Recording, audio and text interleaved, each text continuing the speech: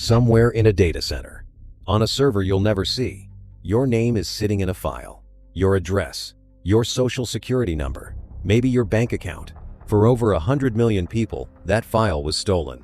Not by a foreign government, not by a criminal syndicate, by one person, working alone, from a laptop, in her own apartment.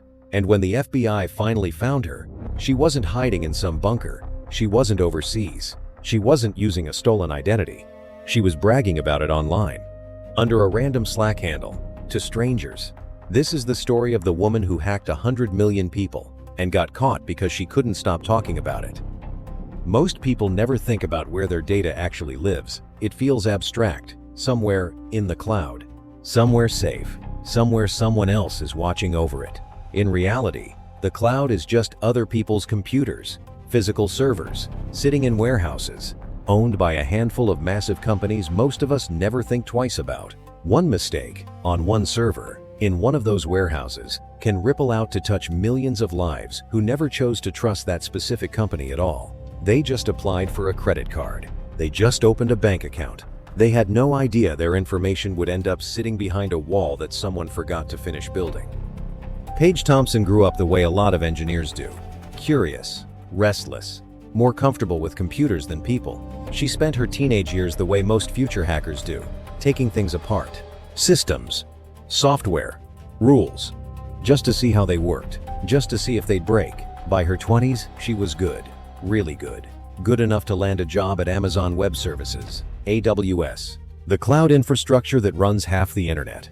Banks, airlines, streaming services, government agencies. If a company's data lived online, there was a good chance AWS was holding it, somewhere, on a server most people would never see. Thompson worked as a systems engineer there. She understood the architecture from the inside, not just how to use it, how to break it.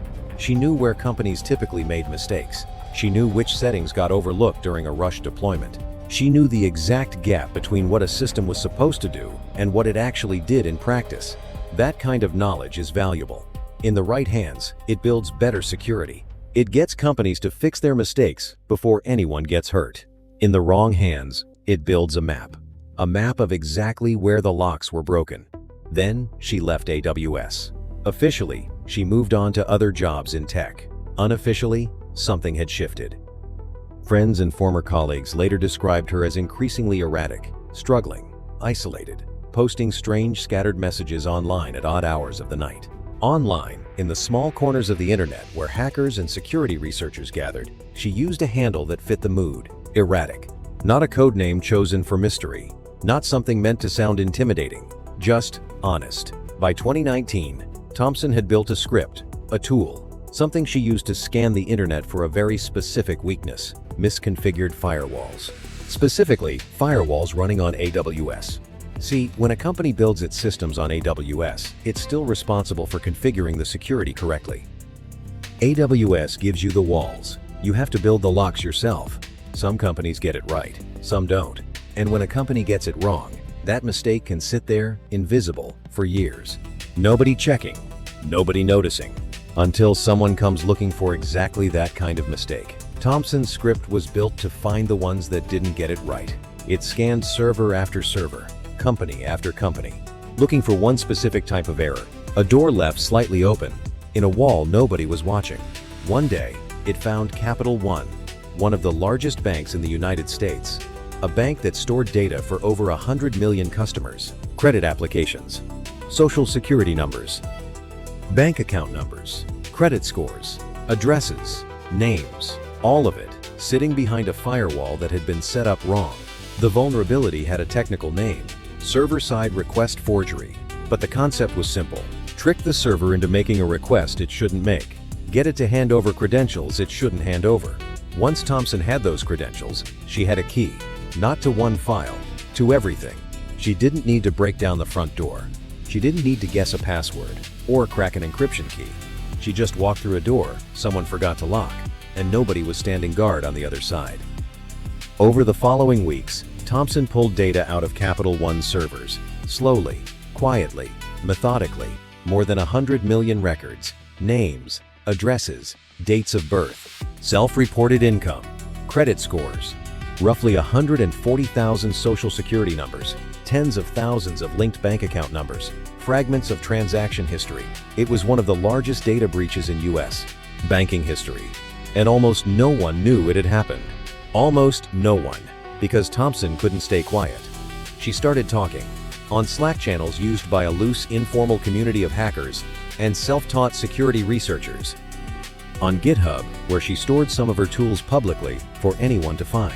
On a messaging platform where people traded exploits and stories like trading cards, she posted details, screenshots, references to the data she'd pulled, not to sell it, not to leak it publicly, just to talk about it. Like it was something to be proud of.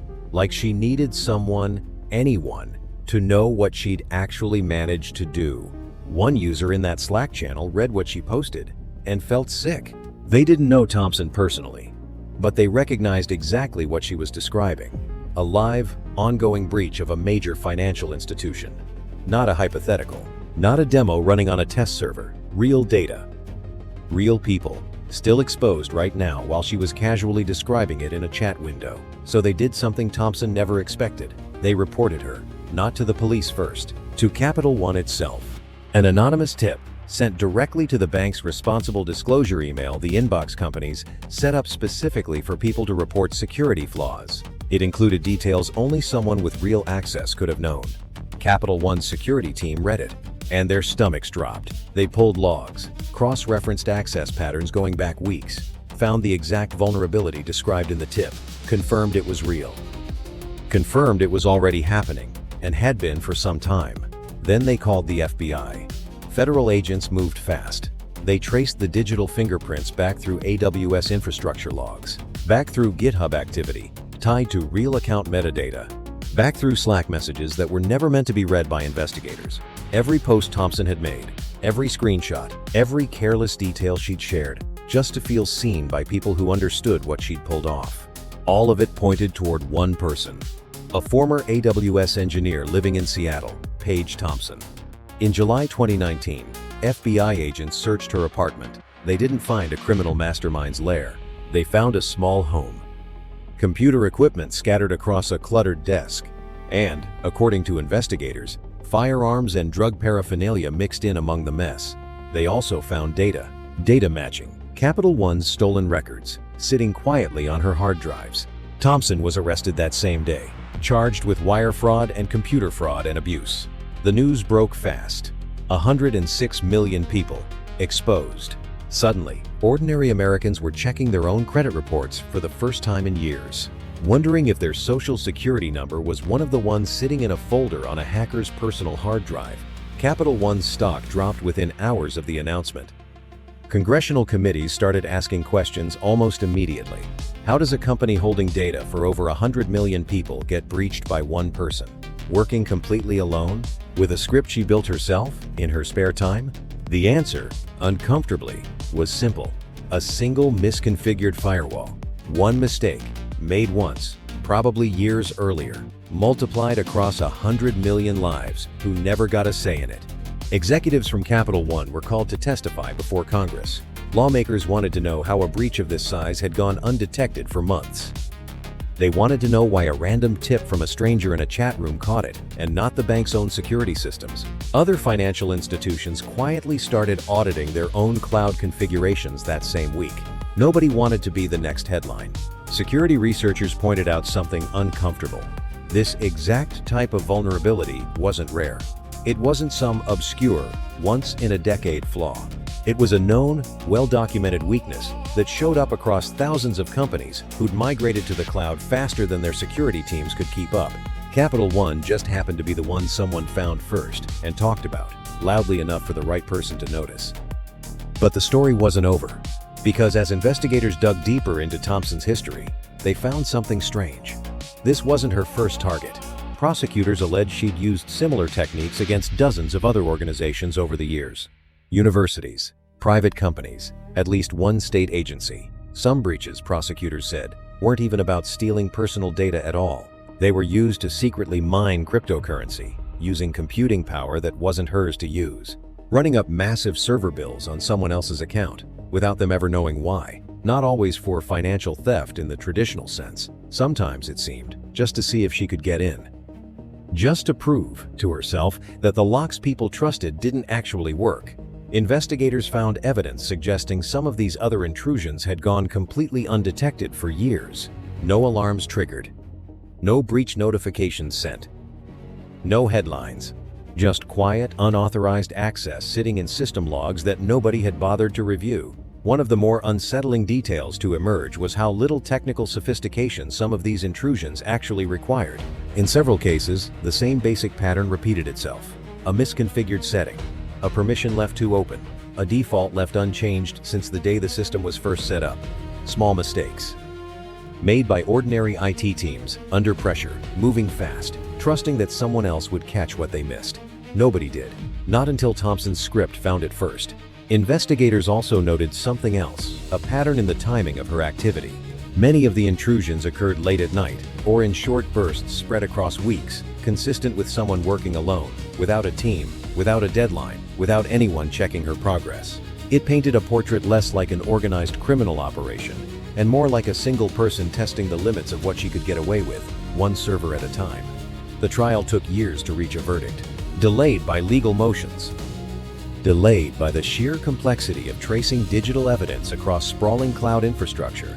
Delayed further by a global pandemic that shut courtrooms down entirely for months. When it finally began, Thompson's defense argued something unexpected. That she wasn't a criminal mastermind. That she was, in her own mind, a security researcher who'd gone about things the wrong way. That she'd found vulnerabilities the same way ethical hackers do every single day, for a living, with permission. Just without permission, in this case, and without ever selling or leaking the data to anyone, for any price. Her lawyers pointed out she'd made no apparent effort to profit from any of it. No dark web listings. No ransom demands sent to Capital One. No buyers lined up. During the trial, her defense also brought in expert testimony about the difference between malicious hacking and what's sometimes called unauthorized security research. They argued the line between the two isn't always as clear as prosecutors made it sound. Plenty of well-known cybersecurity professionals started out exactly this way, probing systems without permission, sometimes crossing legal lines, before eventually being hired by the very companies they'd once broken into. Thompson's lawyers suggested she belonged in that same tradition. Just someone who got caught before she got the chance to turn it into a legitimate career. Prosecutors pushed back hard on that comparison. They argued that responsible security researchers report what they find quietly, directly, and immediately, not months later, in fragments, scattered across chat logs meant for an audience of strangers. Intent, they said, could be read in the difference between disclosure and disclosure. One protects people. The other just makes the researcher feel important. Prosecutors disagreed with that framing entirely. To them, motive didn't matter nearly as much as the defense wanted it to. 100 million people's most sensitive financial data had been exposed to someone with no legal right to touch it. That, they argued, was the crime. Full stop. In June 2022, a jury reached its verdict. Guilty. 7 counts of wire fraud and computer fraud and abuse. Not guilty on some additional charges tied to the other alleged breaches. A mixed verdict, but a conviction nonetheless on the core charges. Then came sentencing. And this is where the story takes its strangest turn. Given the scale of the breach, over 100 million victims, one of the largest data breaches in U.S. history, many expected a lengthy prison sentence. Some expected decades, given federal sentencing guidelines for fraud at this scale. Instead, the judge sentenced Thompson to time served, roughly time already spent in custody following her arrest years earlier, plus 5 years of supervised release. No additional prison time. The reaction was immediate and split right down the middle. Some pointed to Thompson's documented struggles with mental health, autism, and gender dysphoria, arguing the case was less about pure criminal intent and more about mental illness colliding catastrophically with dangerous technical access. The judge herself acknowledged that Thompson's personal struggles factored into the decision. Others were outraged. 106 million people had their most sensitive financial data exposed to a stranger. Some spent years afterward monitoring for identity theft, checking their credit reports obsessively, freezing their accounts as a precaution, waiting for a fraudulent charge or a strange new account opened in their name that might show up at the worst possible moment, years down the line. And the person responsible walked out of the courtroom, essentially a free woman, Capital One eventually paid over $190 million to settle a class action lawsuit with affected customers. Additional regulatory fines followed from federal banking regulators, citing negligent security practices. The bank overhauled its entire cloud security process from the ground up. New protocols, new mandatory audits, new oversight for every single AWS configuration across the company. But for the 100 million people whose data had already been exposed, no settlement could undo what had already happened. Their information was already out there, sitting somewhere, copied, possibly forever, in some corner of the internet no one can fully account for. Today, the Capital One breach is taught in cybersecurity courses around the world, not because the hack itself was especially sophisticated. It wasn't some Hollywood-style multi-layered infiltration.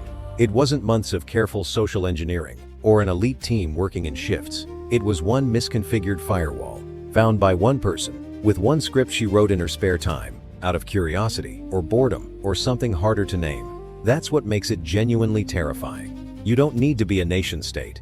You don't need a team of elite hackers or millions of dollars in resources. You just need to find the one door somebody forgot to lock and know exactly how to walk through it. Paige Thompson didn't sell the data, didn't leak it publicly, didn't seem motivated by money at all, according to everything prosecutors could ultimately find. In the end, she may have been undone by the exact same thing that led her to it in the first place. The need to prove she could, the need to tell someone, anyone at all, even strangers in a chat room, who might understand what she'd just done. So was this a criminal who exposed 100 million victims out of pure ego? Or someone with real, documented struggles, who stumbled into real danger, inside a legal system that didn't quite know how to respond to either explanation? Maybe it's both. Maybe it's neither. What's certain is this: somewhere tonight, another misconfigured firewall is sitting on another server, in another warehouse, protecting the data of people who have no idea it's even there. Most of the time, nobody finds it. Nobody writes a script. Nobody brags about it in a chat room at 2 in the morning. But sometimes, somebody does. And when they do, it only takes one person, one mistake, and one unlocked door to change 100 million lives at once. Let me know what you think in the comments. And if you want to see how the next digital crime case unfolds, subscribe, because some of the biggest breaches in history started exactly like this one, with one person, one mistake, and one door left unlocked.